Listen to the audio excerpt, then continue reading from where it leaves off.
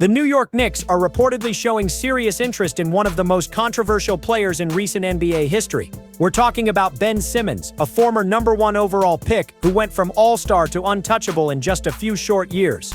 But here's the shocking part: multiple teams are actually bidding for his services right now, and the Knicks might be willing to take the biggest gamble in recent franchise history. What do they see that everyone else has missed? And why are they willing to risk everything on a player who literally refused to play basketball? The current situation surrounding Ben Simmons is absolutely wild. After splitting the 2024 season between the Brooklyn Nets and LA Clippers, Simmons is now a free agent. And surprisingly, he's got options.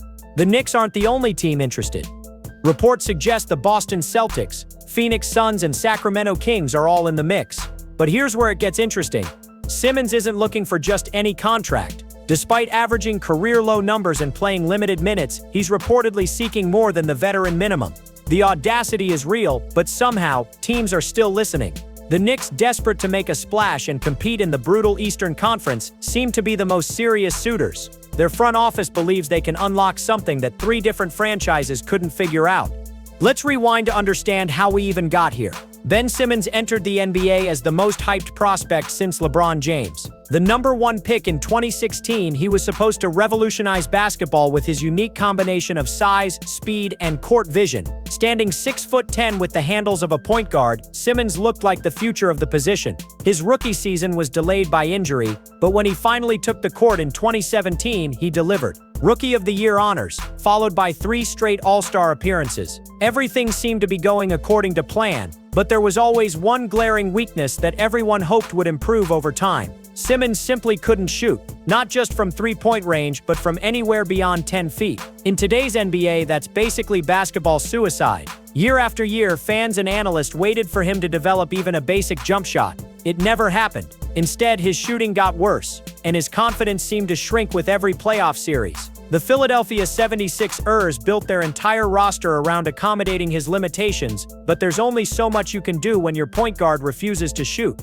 The breaking point came during the 2021 playoffs, and what happened next would haunt Simmons for years. Facing elimination against the Atlanta Hawks, with the game on the line, Simmons had a wide-open dunk underneath the basket. Instead of taking it, he passed the ball away, seemingly afraid of being fouled and having to shoot free throws. The collective gasp from Sixers fans could be heard across the entire city.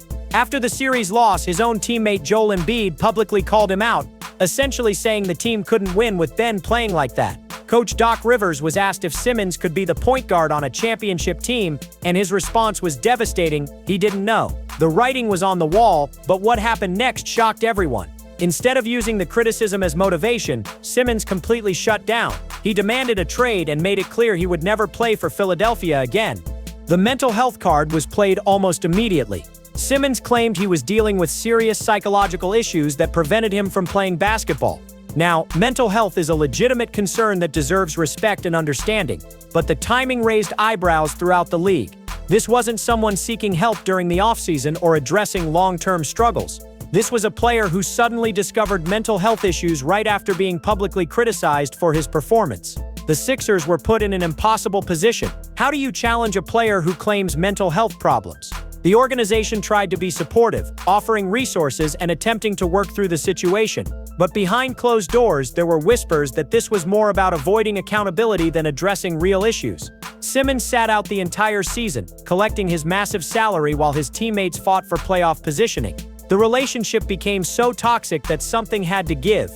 The Brooklyn Nets thought they were getting a steal when they traded for Simmons in the blockbuster deal that sent James Harden to Philadelphia. On paper, it made perfect sense. Surround Simmons with elite shooters like Kevin Durant and Kyrie Irving, and maybe his unique skills could flourish without the pressure of being the primary offensive weapon. The Nets were desperate for defensive versatility and playmaking, 2 things Simmons could provide when healthy and motivated. But that's where the problems began again. Healthy became a very relative term with Ben Simmons. Back injuries started piling up, and his availability became a constant question mark. When he did play, the results were mixed at best. There were flashes of the player he used to be: elite defense, incredible court vision, and the ability to create easy baskets for teammates. But those moments were overshadowed by the same old limitations. He still couldn't shoot, still seemed hesitant in crucial moments, and still appeared to be playing not to lose rather than playing to win. The injury situation with Simmons deserves its own investigation because the timeline is suspicious as hell. Every time pressure mounted, every time his performance was questioned, another injury would conveniently pop up. Back problems became his go-to excuse, and while back injuries are certainly real and debilitating, the frequency and timing raise serious questions. Multiple team doctors examined him and the results were always inconclusive. Some tests showed minor issues, others showed nothing significant. Physical therapists worked with him extensively, but the problems persisted. Here's what made it even more questionable. Simmons would look perfectly fine during practice and warm-ups, moving fluidly and showing no signs of discomfort. But come game time, suddenly the back was acting up again. Teammates started getting frustrated, coaches grew skeptical, and front office executives began wondering if they'd been played. The Nets invested heavily in his recovery, bringing in specialists and adjusting their entire system to accommodate his limitations. Nothing worked, and eventually they decided to cut their losses. So why would the Knicks want any part of this disaster? It's actually more calculated than you might think. Tom Thibodeau has built his coaching reputation on getting the most out of difficult personalities and underperforming players. He believes in defensive intensity and hard work, two things that Simmons has shown he's capable of when properly motivated. The Knicks also have a specific need that Simmons could theoretically fill. They need playmaking, they need size at multiple positions, and they need someone who can guard the opposing team's best player. If Knicks, and this is a massive if Knicks, Simmons can stay healthy and engaged, he could be exactly what their system needs. Thibodeau isn't known for coddling players or accepting excuses. His demanding style might be exactly what Simmons needs to rediscover his edge. The Knicks are also in a position where they can afford to take risks. They're not championship contenders right now, so if the Simmons experiment fails, it's not like they're throwing away a title opportunity. The risk versus reward calculation here is absolutely insane. On the reward side, you're potentially getting a former All-Star who's still only in his late 20s. At his peak, Simmons was one of the most versatile players in the league, capable of guarding positions 1 through 5 and creating offense for everyone around him. His court vision is still elite, his defensive instincts haven't disappeared, and his athletic ability remains impressive. If the Knicks can somehow unlock even 75% of his former self, they'd be getting incredible value. But the risks are enormous and well documented. You're bringing in a player with a history of quitting on teams, faking injuries, and creating locker room drama. His contract demands don't match his recent production, and there's no guarantee that his shooting or mental approach will improve. Worst case scenario, you're paying significant money for a part-time player who becomes a distraction and prevents younger players from developing. The league-wide perception of Ben Simmons has shifted dramatically over the past few years.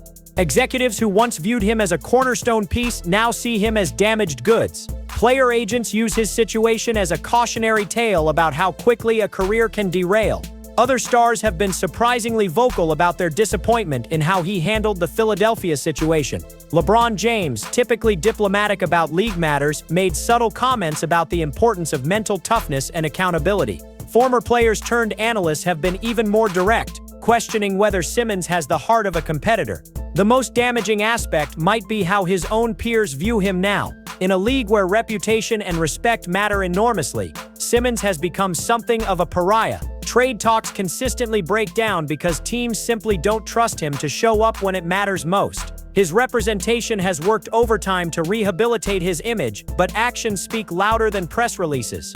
Here's what makes this potential Knicks signing either brilliant or catastrophic. It could completely change the trajectory of both parties involved. For Simmons, New York represents a final chance to prove he's still an elite NBA player.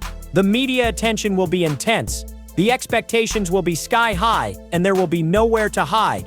If he succeeds, it's one of the greatest comeback stories in recent sports history. If he fails, his career is essentially over at the highest level. For the Knicks, they're betting their credibility on a player that multiple organizations have given up on. Success would validate their player development system and prove they can handle difficult personalities. Failure would set back their progress and potentially damage their reputation with future free agents. The stakes couldn't be higher for everyone involved.